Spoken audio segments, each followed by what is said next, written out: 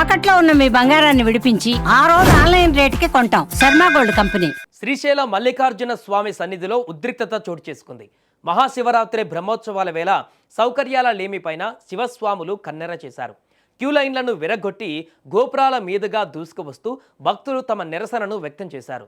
ప్రస్తుతం మహాశివరాత్రి బ్రహ్మోత్సవాల వేళ శ్రీశైలం మల్లికార్జున స్వామిని దర్శించుకోవడానికి వందల సంఖ్యలో శివస్వాములు తరలి వచ్చారు. అయితే ముందస్తు ప్రణాళికలు లేకపోవడం, కనీస సౌకర్యాలు కల్పించకపోవడంతో పరిస్థితి అదుపు తప్పింది. స్పర్శా దర్శనం కోసం గంటల తరబడి నిలుచున్న భక్తులకు చుక్కలు కనిపించాయి. కనీసం తాగడానికి నీరు, నిలబడ్డానికి సరైన సౌకర్యాలు లేకపోవడంతో భక్తుల ఆగ్రహం కట్టలు తెంచుకుంది.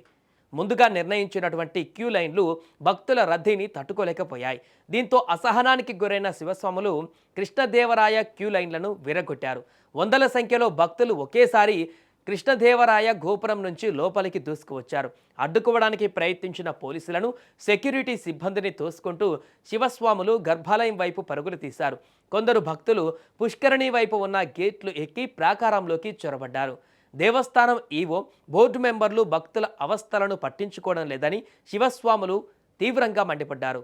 ఈవో డౌన్ డౌన్ అంటూ ఆలయ ప్రాంగణంలో పెద్ద ఎత్తున నినాదాలు చేశారు.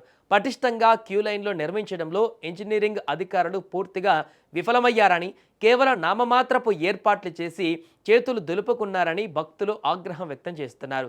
గేట్ల తాళాలు పగలగొట్టి బారికేడ్లను ఊపుతూ శివస్వాములు తమ నిరసనను వ్యక్తం చేశారు. వేల సంఖ్యలో తరలి వచ్చిన భక్తులను కట్టడి చేయలేక సెక్యూరిటీ సిబ్బంది మరియు పోలీసులు చేతులెత్తేశారు. బందోబస్తు ఉన్నప్పటికీ భక్తుల ఆగ్రహావేశాల ముందు పోలీసులు నిస్సహాయంగా ఉండిపోయారు.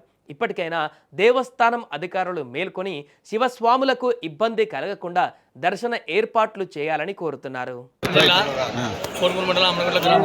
గత 29 సంవత్సరాల మేము నడుచురాబట్టి ఈ సంవత్సరం పొద్దున వచ్చినాము దర్శనానికి.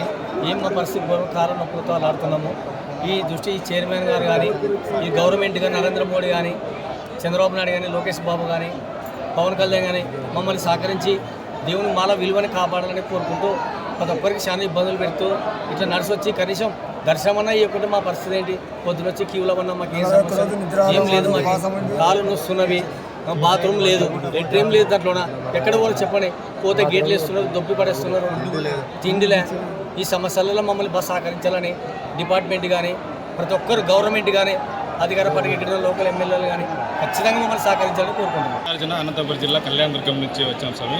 అసలు ఇక్కడైతే ఫెసిలిటీస్ అసలు ఏమీ లేవు. అడ్మినిస్ట్రేటివ్ 100% ఫెయిల్ స్వామి. ఇక్కడ ఆ ప్రైవేట్ సెక్యూరిటీ అయితే ఇష్టానుసారంగా ప్రవర్తిస్తున్నారు భక్తుల మీద. గుడి దగ్గర నుంచి లోనికి ఎంట్రెన్స్ అయ్యేకి మినిమం అర్లీ మార్నింగ్ 5 గంటల నుంచి ఇప్పుడు 4:30-5 గంటలు కావచ్చిన కనీసం లోనికి వదలడం లేదు స్వామి. మరీ ఘోరంగా ఉన్నాయి. ఇక్కడ తాగడానికి మంచినీరు సౌకర్యం లేదు.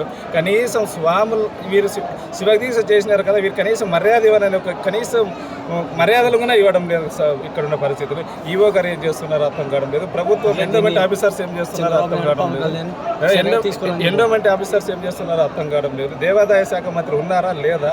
సనాతన ధర్మం అంటున్నాడు వ్యక్తి, ఆయన డిప్యూటీ సీఎం, ఆయన ఎక్కడున్నాడో ఆయన అర్థం కావడమే లేదు. ఆయన కనీసం వచ్చి హిందూ సాంప్రదాయంలో ఇక్కడ జరుగుతున్నటువంటి బాధలు, ఇక్కడ శివస్వాములకు జరుగుతున్నటువంటి ఒక అన్యాయాన్ని మీరు ఒక్కసారి కళ్ళతో చూడమని, ఇలాంటి పరిస్థితిని నెక్స్ట్ రిపీట్ కాకుండా చూసుకోండి ఈ ప్రభుత్వానికి కానీ, ఎండోమెంట్ ఆఫీసర్స్ కానీ మా శివస్వాముల తరఫున విజ్ఞప్తి చేస్తున్నాం.